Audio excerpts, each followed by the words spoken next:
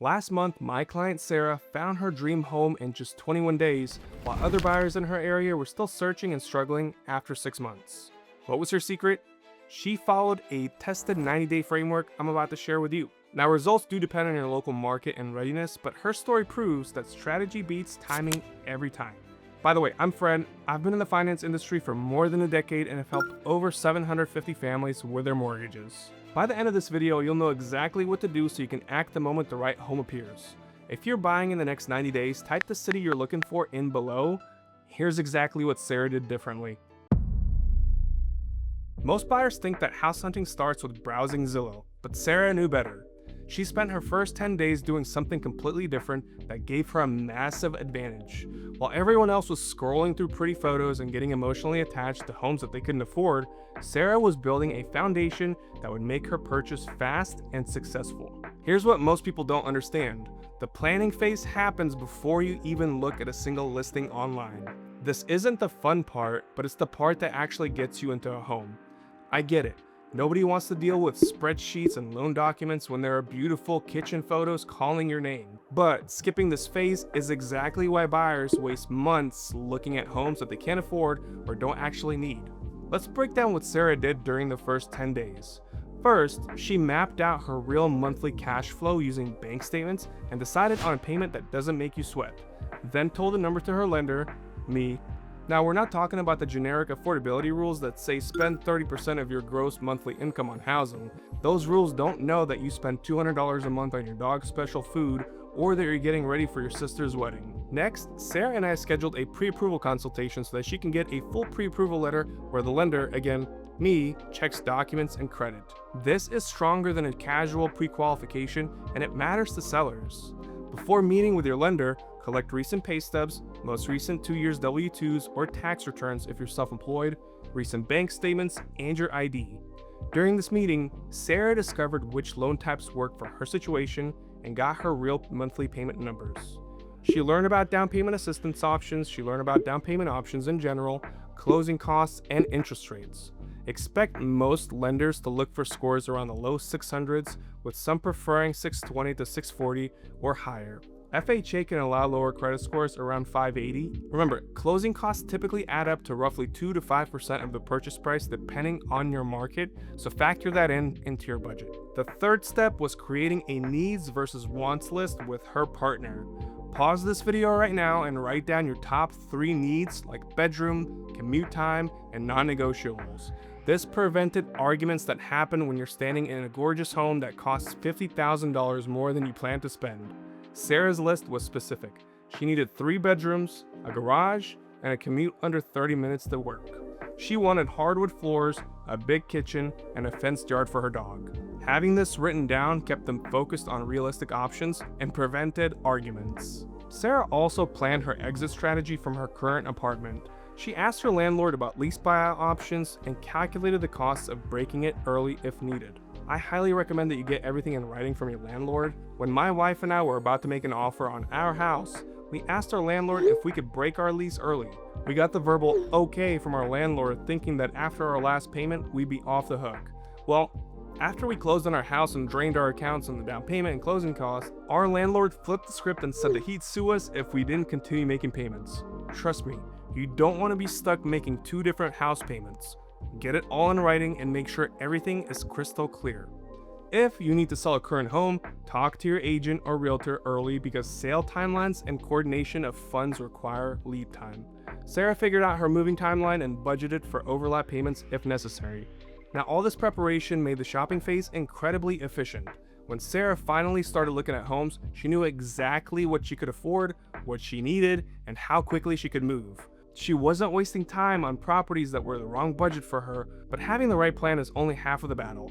The other half is getting access to the right information at the right time. That's where MLS access through a real estate agent becomes your competitive advantage. No, I'm not talking about the Cristiano Ronaldo with a hat trick type of MLS. I'm talking about the multiple listing service MLS. While other buyers refresh Zillow hoping for new listings, buyers with MLS access are already scheduling showings for homes that haven't even appeared on the market yet.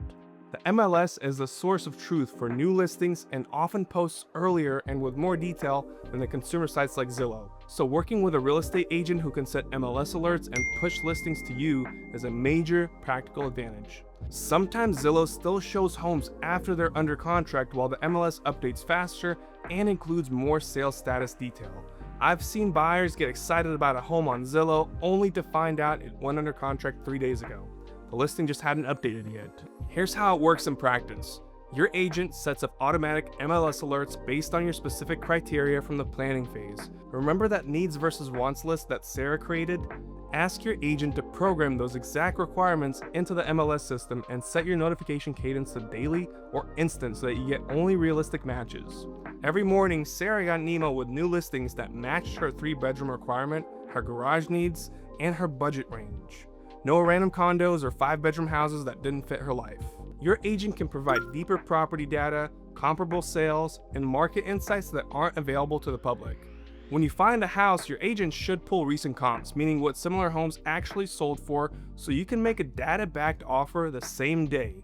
When Sarah found the home that she liked, her agent pulled sales data for similar homes in that neighborhood from the past 6 months.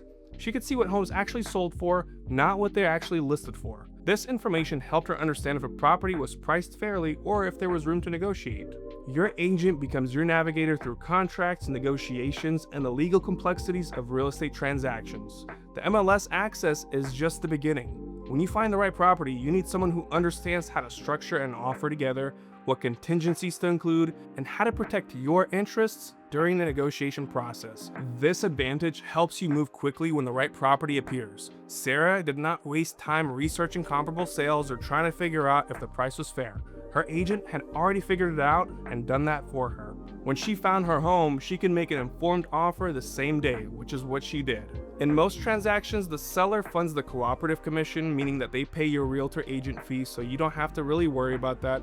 I would confirm this with the agency agreement and with your agent up front. Now, you have first access to accurate listings with complete data, but getting the right information is only part of the equation.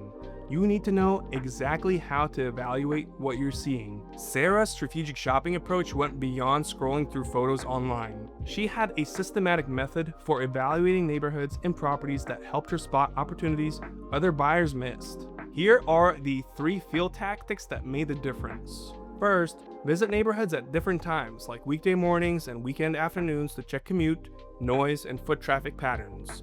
Second, attend at least one open house each weekend to train your eye on real interiors versus staged photos. And third, I would walk around the block to know potential local amenities and how the neighborhood actually feels for your lifestyle. Sarah kept a simple phone note for each home she visited with 3 bullet points: what she liked, any deal breakers, and the neighborhood vibe.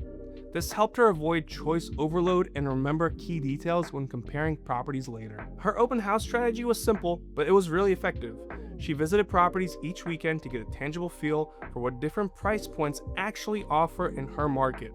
Visiting an out-of-budget open house still trains your eye, so treat it like research, not temptation. She could see what a $300,000 home looked like compared to a $350,000 home in her area. This hands-on experience taught her what features actually matter and what she could live without. But here's where Sarah got really smart. She'd visit potential neighborhoods on weekday mornings to see the commute situation, then come back on Saturday afternoons to see how busy the streets were. She checked out the grocery stores, coffee shops, and parks to see if they matched her lifestyle. She evaluated long-term growth potential by looking at new businesses opening up, planned developments, and whether the area was attracting young families and professionals like herself.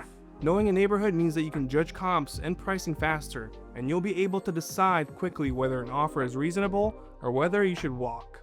When Sarah found herself getting too excited about a 4-bedroom house with a huge kitchen that cost $40,000 more than her budget, she reminded herself what she actually needed and stayed focused on the realistic options. This research helped her refine her must-haves versus nice-to-haves and kept her focused on properties she could actually win. She learned that she didn't need the perfect kitchen if the neighborhood was right. She realized that a smaller garage was fine if it meant getting into her preferred area. When Sarah finally found a property that checked all her boxes, she was ready to act immediately. She knew the neighborhood, understood the market, and had confidence in her decision. This preparation positioned her to move fast when the right opportunity appeared. The difference between Sarah and those other buyers wasn't luck, It was following a proven system that positioned her to win when the right opportunity appeared. Here's your 3-step summary. First, do your prep with your budget mapping, pre-approval, and your needs versus wants list, because this prevents wasted time on the wrong properties. Second, use a real estate agent for MLS access and targeted alerts, since you'll see listings faster with better data. Third, do a neighborhood recon and be ready to act the same day, because knowing the area helps you decide quickly and confidently. Plan to stay about 5 years if possible to avoid timing the market. If you follow this plan, you'll be prepared to act quickly, but that's the point, not to rush you into a bad decision. Like this video if this plan helped, and comment your timeline or one must-have. Subscribe for more practical home buying guides, and if you're actually curious what loan program is best for you, check out this video here.